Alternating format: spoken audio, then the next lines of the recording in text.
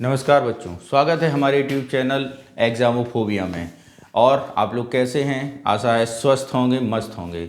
और जैसा कि आप लोग जानते हैं, हम लोग करंट अफेयर की क्लास लेके आते हैं और करंट अफेयर की क्लास में हमारी पिछली 2 क्लासों के बाद आज हमारी अपनी अगली क्लास स्टार्ट होती है। तो आज अगली क्लास में हम लोग देखते हैं आज का करंट अफेयर। ओके, तो आज के करंट अफेयर में हमारा पहला क्वेश्चन है, केंद्रीय मंत्री अमित शाह ने हाल ही में किस शहर में भगवान बसवेश्वर और नाथ प्रभु केम्पे गौड़ा की मूर्तियों का अनावरण किया? ठीक है, तो जरा इसके बारे में अगर देखना हो तो पहले तो हमें ये पता होना चाहिए कि बसवेश्वर और नाथ प्रभु केम्पेगौड़ा कौन थे।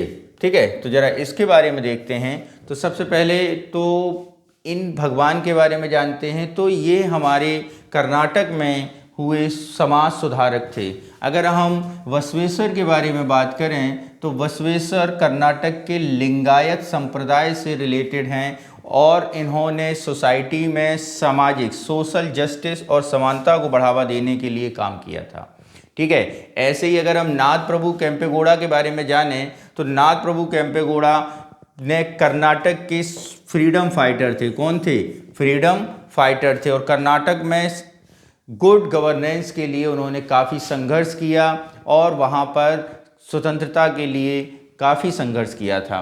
ठीक है, अगर हम बात करें इसका आंसर के बारे में तो इनका फोटो का या इनकी मूर्ति का अनावरण हमारे अमित शाह, जो हमारे क्या हैं, होम मिनिस्टर हैं। कौन हैं? गृह मंत्री हैं। गृह मंत्री हैं, कैबिनेट गृह मंत्री हैं हमारे। और इन्होंने शुरू किया कहाँ पर? बंगलौर में। कहाँ पे शुरू किया है? बंगलौर में शुरू किया है। तो जो हमारे पॉइंट ऑफ व्यू से अगर हम देखें कि एग्ज़ाम के पॉइंट ऑफ व्यू से हमें क्या क्या जानना महत्वपूर्ण है, तो एग्ज़ाम के पॉइंट ऑफ व्यू से हमें जानना है बसवेश्वर के बारे में। एग्ज़ाम के पॉइंट ऑफ व्यू से हमें जानना है वो किस कम्युनिटी से बिलोंग करते थे? लिंगायत कम्युनिटी से बिलोंग करते थे। ठीक है, लिंगायत कम्युनिटी कर्नाटक में एक अच्छी पॉपुलेशन रखती है, एक अच्छा रिप्रेजेंटेशन करती है, एक अच्छी कम्युनिटी, एक बहुत बड़ी संख्या में वहाँ की कम्युनिटी को बिलोंग करते हैं लिंगायत। जैसा कि आप लोग जानते हैं कि कर्नाटक में चुनाव होने वाले हैं और चुनाव के सिलसिले में कई बार क्या होता है कि किसी समुदाय विशेष को और कई और सामाजिक स्थापना करने के लिए, सामाजिक न्याय स्थापित करने के लिए जो भी हमारे समाज सुधारक थे उनके बारे में जानने के लिए, लोगों को प्रेरित करने के लिए, प्रेरणा देने के लिए हम लोग क्या करते हैं, सरकारें कई बार उनको पुनर्जीवित करती हैं। तो यही है हमारे नाडा केम्पेगौड़ा के बारे में अगर हम बात करें तो कर्नाटक के स्वतंत्रता संग्राम में भाग लिया था और अच्छी यानी गुड गवर्नेंस के बारे में इन्होंने काफ़ी उत्थान के और कर्नाटक की प्रोग्रेस में इनका बहुत बड़ा योगदान था। तो इसका आंसर क्या हुआ बच्चों? बंगलौर। अब हम अपने अगले क्वेश्चन पर चलते हैं। अगला क्वेश्चन है, कनेक्टिकट के न्यू हेवन सिटी के सहायक पुलिस प्रमुख के रूप में कार्यभार संभालने वाली भारतीय मूल की पहली सिख महिला। ठीक है, तो ये काफ़ी महत्वपूर्ण क्वेश्चन है। अब सबसे पहले बात की जाती है कनेक्टिकट कहाँ पे है। तो कनेक्टिकट की अगर हम बात करें, जैसा कि आप लोग जानते हैं इसमें लिखा भी है यूएसए यानी America, United nation state of America, जो आपको पता है कि 52 स्टेटों से मिलकर बना है। तो उन्हीं में से एक स्टेट है आपकी कौन सी? कनेक्टिकट। तो कनेक्टिकट स्टेट की पहली भारतीय अमेरिकी मूल की महिला बनाई गई है। क्या? भारतीय मूल की अमेरिकी महिला को बनाया गया है सहायक पुलिस प्रमुख। क्या बनाया गया है? सहायक पुलिस प्रमुख। और अगर हम उन महिला के बारे में जानें तो वो महिला है आपकी मनमीत कौलन। कौन है? मनमीत कौलन, जो पहली भारतीय अमेरिकी मूल की महिला हैं। ठीक है, और अगर हम इनके बारे में और डिटेल से जानना चाहें तो न्यू हेवन में आयुक्तों के बोर्ड ने सर्वसम्मति से इन्हें नियुक्त किया है। ठीक है, सर्वसम्मति से इन्हें। अगर हम इनकी एजुकेशन के बारे में जानें तो 2008 पुलिस अकादमी से इन्होंने ग्रेजुएशन किया है और न्यू हेवन विश्वविद्यालय से आपराधिक श्रेणी न्याय में अध्ययन किया है। ठीक है, तो इस क्वेश्चन का आंसर क्या है हमारा? मनमीत कौलन। ठीक है, अब हम लोग अगले क्वेश्चन पर चलते हैं। अगला क्वेश्चन है हमारा, विश्व बैंक ने किस राज्य के बाढ़ प्रबंधन परियोजना के लिए 108 मिलियन ऋण की मंजूरी दी है? जरा इसको समझते हैं। जैसा कि आप लोग जानते हैं कि डिजास्टर मैनेजमेंट के लिए हम विश्व बैंक विश्व के सारे देशों और राज्यों के साथ आपदा प्रबंधन के दौरान सहायता करती है, तो उसी के मद्देनज़र रखते हुए वो वर्ल्ड बैंक ने असम राज्य के साथ क्या किया है, एक 108 मिलियन डॉलर की सहायता सहयोग किया है। अब जिसके बारे में और डिटेल से जानते हैं हम लोग, तो इसके बारे में अगर हम डिटेल से जानें तो 108 मिलियन ऋण प्रदान किया है और यह परियोजना 6 मिलियन लोगों को लाभ होगी। कितने लोगों से लाभ होगी? 6 मिलियन, 6 मिलियन। अब जरा देखते हैं कि डिजास्टर मैनेजमेंट का पर्पस क्या है, उसको क्या उद्देश्य है उसका। तो ये इसका उद्देश्य है एकीकृत नदी तालाब प्रबंधन परियोजना का क्या करना, इको फ्रेंडली बुनियादी ढांचे को बनाने की बात की जाती है। ठीक है। और अगर हम इसको आगे की देखें तो आगे में इस परियोजना के अंतर्गत लगभग 1 लाख लोगों को सुरक्षा प्रदान की जाएगी और 10,000 लोगों को जल प्रतिरक्षी बाढ़ सरणों का उपयोग करके सुविधा दी जाएगी। ठीक है। तो बाढ़ प्रबंधन के लिए विशेषकर डिजास्टर मैनेजमेंट के लिए क्या किया जाएगा, विश्व बैंक ने 108 मिलियन क्या किया है, ऋण दिया है। किस गवर्नमेंट को? असम गवर्नमेंट को। ठीक है। इसके बाद हम लोग अगले क्वेश्चन पर चलते हैं। तो अगला क्वेश्चन है, आप लोगों को पता होगा कि हमारी आर्मी के जनरल कौन हैं? हमारे आर्मी चीफ हैं मनोज पांडे। मनोज पांडे ने भारतीय सेना के कितनी बख्तरबंद रेजिमेंटों को क्या दिया है, प्रतिष्ठित राष्ट्रपति मानक। जैसा कि आप लोग जानते हैं कि भारत में आर्मी में संगठनों को और रेजिमेंटों को क्या, सैन्य इकाइयों को उनके राष्ट्र की सेवा के लिए मेडल प्रदान किया जाता है और इस मेडल को बोला जाता है राष्ट्रपति मेडल या राष्ट्रपति मानक।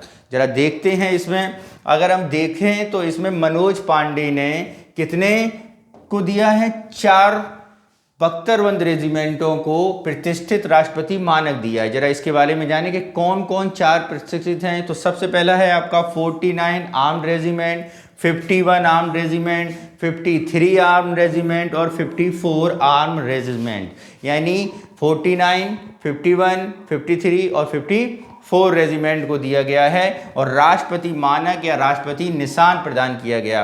और ये क्यों किया गया? उनकी सेवा के लिए। जैसा कि मैंने आपको पहले भी बताया था कि ये जो राष्ट्रपति मानक है ये छोटे संगठनों, किसे, छोटे संगठनों या उनकी यूनिटों को दिया जाता है। ठीक है।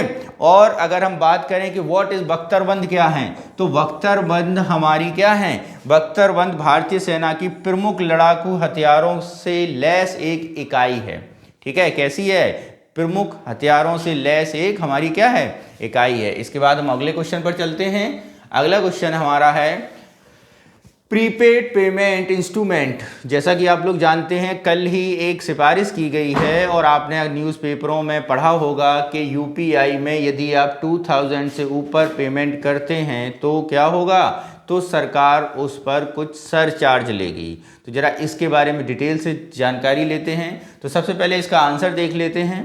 तो अगर इसका आंसर देखें तो एनपीसीआई की ने सिफारिश की है कि 1% क्या लिया जाए, यूपीआई पर सरचार्ज लिया जाए। जरा समझें कि यूपीआई क्या है और ये कैसे शुरू हुआ है। इसके लिए देखें तो इंटरचेंज शुल्क के रूप में बैंक खातों के बीच पब्लिक टू पब्लिक यानी पीपल टू पीपल और पीपल टू मर्चेंट यानी आपसी लेन देन, जैसे व्यक्ति एक अकाउंट से यूपीआई अकाउंट से दूसरे यूपीआई अकाउंट में भेजता है और व्यक्ति अपने यूपीआई अकाउंट से मर्चेंट के यानी आपके दुकानदार के, लोकल स्ट्रीट के दुकानदारों को और कहीं भी दुकानदारों में या मॉलों में पेमेंट करता है तो उस पर एक सरचार्ज अनुशंसित नहीं होगा। कैसे? ये अनुशंसित नहीं होगा यानी उन पर लागू नहीं है। और समझें अगर तो ये लागू कब से होगा, 1 और अप्रैल से लागू होगा। ठीक है। और बड़े व्यापारियों और कितने अमाउंट तक की बात की गई है, 2000 से अधिक यानी 2000 से नीचे का अगर आप पेमेंट लेते हैं तो उसमें कोई सरचार्ज लागू नहीं है। और ये भी बता दूं कि अभी ये सिफारिश की गई है, ये मैंडेटरी या इसे अभी ट्रायल बेस पे लागू किया गया है। और ये ट्रायल बेस की अगली जो रिपोर्ट आएगी वो आएगी आपकी 30 सितंबर 2023 को आएगी, तब इसकी समीक्षा की जाएगी।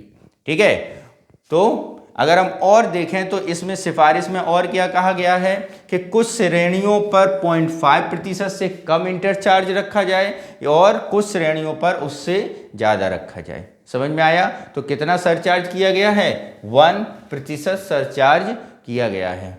चलिए अगला क्वेश्चन देखते हैं। अगला क्वेश्चन है हमारा, निम्न में से किस देश की सरकार ने नेशनल असेंबली में सुप्रीम कोर्ट कार्यप्रणाली कार्यविधि बिल 2023 पेश किया है? जैसा कि आप लोग जानते हैं कि भारत, पाकिस्तान और अमेरिका में जुडिशियल रिव्यू के प्रोसेस किया गया है, यानी सरकार के निर्णयों को न्यायपालिका समीक्षा कर सकती है। तो हमारे पड़ोसी मुल्क पाकिस्तान में समीक्षा पर रोक लगाने के लिए और समीक्षा की रोकथाम के लिए एक बिल पेश किया गया है। तो इसका आंसर क्या है सर? इसका आंसर है पाकिस्तान। जरा देखते हैं क्या है अभी।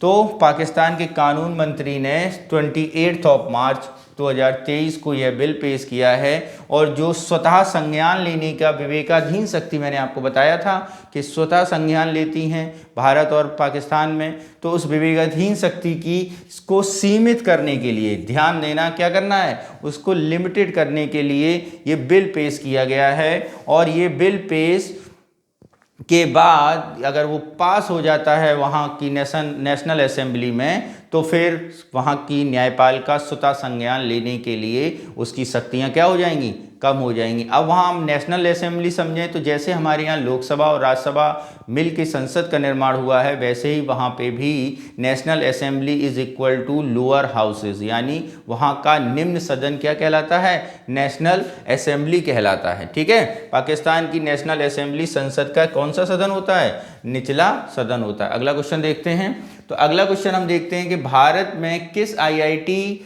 ने क्या किया है? 30 सेकेंड में, ध्यान देना कितने सेकेंड में? मात्र 30 सेकेंड में दूध की मिलावट का पता लगाने के एक पॉकेट क्या किया है? एक पॉकेट फ्रेंडली डिवाइस को विकसित किया है। जरा देखते हैं इसका आंसर। तो इसका आंसर है बच्चों क्या? मद्रास। क्या आंसर है इसका? मद्रास, यानी आईआईटी मद्रास ने 30 सेकेंड में पॉकेट फ्रेंडली डिवाइस बनाई है जिससे दूध की मिलावट का पता चले। इसमें केवल दूध की मिलावट का पता नहीं, अन्य पेय पदार्थ जैसे आपका जूस हो गया, मिल्क शेक हो गया, उनमें भी मिलावट का पता चल जाएगा। और कौन कौन से तत्वों का पता चलेगा, जरा इसके बारे में देखते हैं। तो इसके बारे में देखें तो यूरिया का पता, डिटर्जेंट, साबुन, starch, hydrogen peroxide, sodium hydrogen carbonate और नमक सहित मिलावट के जितने भी एजेंट हैं उनका पता कर लिया जाएगा। बात आई समझ में? अब इस इंस्ट्रूमेंट के बारे में जानें तो यह इंस्ट्रूमेंट 3D पेपर आधारित पोर्टेबल एक इंस्ट्रूमेंट है, एक उपकरण है जो टेस्ट घर पर भी किया जा सकता है। जैसा मैंने आपको बताया, ये पॉकेट फ्रेंडली है, यानी आम आदमी आसानी से पता कर सकता है कि उसके दूध में, उसके पेय पदार्थ में, उसके लिक्विड में कौन से एसिड्स मिलाए गए हैं। जैसा कि इसमें बताया गया है कि पानी, ताज़ा जूस और मिल्क शेकों में भी, तरल पदार्थों में भी इसको जांच कर सकती है। ठीक है, तो किसने बनाई है? आईआईटी मद्रास ने बनाई है। ठीक है, नेक्स्ट हम देखते हैं। तो अगला क्वेश्चन है हमारा, किस प्रदेश सरकार ने ग्रामीण सड़कों के लिए पथश्री और रास्ता श्री योजना की शुरुआत की है? तो ये आप जैसे नाम से चल रहा है, पथश्री और रास्ता श्री, ये योजना हमारी कहाँ पे शुरू की गई है? पश्चिम बंगाल में शुरू की गई है। यानी ममता बनर्जी ने एक योजना शुरू की है जिसमें क्या बताया गया है? जिसमें गांवों को, कितने गांवों को? 29,475 गांवों को, जो में कितने किलोमीटर? 12,000 किलोमीटर सड़कों को विकास या विकसित या जोड़ा जाएगा। ठीक है, और ये कितने जिलों में, वहाँ के कितने जिलों में लाभान्वित होंगे? तो वहाँ के 22 डिस्ट्रिक्टों को इससे लाभ मिलेगा। इसके लिए कितने बजट को मंजूरी दी गई है? तो 8,776 67 को क्या दिया गया, मंजूरी दी गई। तो ये याद रखना, ये काफ़ी महत्वपूर्ण क्वेश्चन है। पथश्री और राजताश्री किसने शुरू किया है, पश्चिम बंगाल ने। ठीक है, नेक्स्ट क्वेश्चन है हमारा, iron man Krishna Prakash gateway of India से एलिफेंटा गुफाओं तक तैरने वाले पहले व्यक्ति बने हैं। उन्होंने तैराकी में कितने किलोमीटर की है। तो जरा अगर हम बात करें तो जैसा कि आप जानते हैं कि गेटवे ऑफ इंडिया यानी जो आपके छत्रपति शिवाजी मार्ग पर स्थित है, वहाँ से लेकर एलिफेंटा गुफाओं तक यानी मुंबई हार्बर में स्थित एक रिकॉर्ड पार किया है। और ये बीच की जो इसकी दूरी है, अगर हम उसके बारे में बात करें तो ये कितनी है, 16.20 किलोमीटर। कितनी है, 16.20 किलोमीटर। और इसमें क्या है, ये दूरी उन्होंने कितनी मिनट में तय की है, 5 घंटे 26 मिनट में। कितने में, 5 घंटे 26 मिनट में तय की है। और ये है जो अभियान है, तो अगर हम इसकी बात करें कितने किलोमीटर की दूरी की बात करते हैं, तो इसकी अगर हम बात करें तो इसका आंसर क्या हो जाएगा आपका, 16.20 किलोमीटर। क्या हो जाएगा, 16.20 किलोमीटर। ठीक है, और अगर हम बात करते हैं कि ये कौन है, तो ये हमारे क्या कृष्ण प्रकाश, जिन्हें आयरन मैन के नाम से भी जाना जाता है, सामाजिक जागरूकता अभियान के अंतर्गत एक अभियान चल रहा है जिसका नाम है डूबने की रोकथाम जागरूकता अभियान। ठीक है, उसके अंतर्गत किया है। और ये क्या, इस संस्था के बारे में अगर हम बात करें तो world open water swimming association द्वारा मान्यता प्राप्त है। और इस एसोसिएशन को महाराष्ट्र गवर्नमेंट ने भी क्या दी गई है, मान्यता दी गई है। ठीक है, इसके बाद हम लोग अपने, इसका आंसर आप समझ गए ना, आयरन मैन कौन है, कृष्ण प्रकाश। कौन है, कृष्ण प्रकाश। इस पर विशेष ध्यान देना, ये कई बार तैराकी के में भारत के लिए कीर्तिमान स्थापित कर चुके हैं। ओके, अगला पॉइंट, अगला हमारा आज का लास्ट क्वेश्चन है कि विश्व बैंक ने स्वच्छ वायु के लिए प्रयास, क्या है, विश्व बैंक ने एक शीर्षक टाइटल पर आधारित एक रिपोर्ट पेश की है जिसका टाइटल है स्वच्छ वायु के लिए प्रयास, दक्षिण एशिया में वायु प्रदूषण और सार्वजनिक स्वास्थ्य शीर्षक की एक रिपोर्ट बनाई है। और उसमें उन्होंने बताया है कि कितने लाख लोग एक साल में वायु प्रदूषण यानी एयर पॉल्यूशन से क्या हो जाते हैं, मृत्यु हो जाती है उनकी। अगर हम बात करते हैं तो उन लोगों की संख्या कितनी है हमारी, 20 लाख, 20 लाख है। जरा बात, जैसा कि आप लोग जानते हैं कि विश्व के टॉप 10 सबसे प्रदूषित शहरों में, शुरू के टॉप 10 में भारत सहित एशिया के, यानी एशिया भी दक्षिण एशिया के कई देश शामिल हैं। जरा देखते हैं कितने देश शामिल हैं उसके बारे में। तो रिपोर्ट में 6 प्रमुख एयर शेडों की पहचान की गई है और जो वायु गुणवत्ता के स्थानिक में अनोन्य स्थिरता पर आधारित हैं। प्रत्येक एयर शेड में क्या किया गया है, बताया गया है। और अगर हम और बात करें कि कितने शहर हैं, दुनिया के 10 सबसे प्रदूषित शहरों में कितने, 9 दक्षिण एशिया के हैं। दक्षिण एशिया का मतलब बांग्लादेश, भारत, नेपाल, पाकिस्तान। ठीक है, इनके शहरों की संख्या अच्छी खासी है। तो यहाँ पर ये बताया गया है कि बांग्लादेश में तो 1/3 प्रदूषण के कारण कई मौतें हो जाती हैं। अगर हम देखें कि अगर हम बात करते हैं कि पहली बार 4 दक्षिण एशियाई देश, भारत, बांग्लादेश, नेपाल और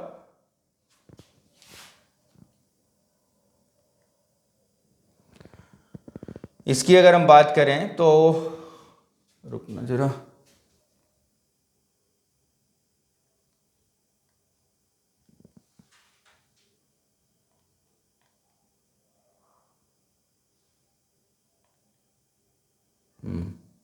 अगर हम इसकी बात करें तो भारत में बांग्लादेश, भारत, नेपाल, पाकिस्तान को इसमें इंक्लूडेड किया है। भारत के गंगा के मैदान और हिमालय के तलहटी में वायु गुणवत्ता में सुधार के लिए काठमांडू रोड मैप पर एक साथ काम कर रहे हैं। अगर हम भारत के विषय में बात करते हैं तो ये 4 देश गुणवत्ता सुधार के लिए एक साथ काम कर रहे हैं अपने सार्क के अंतर्गत।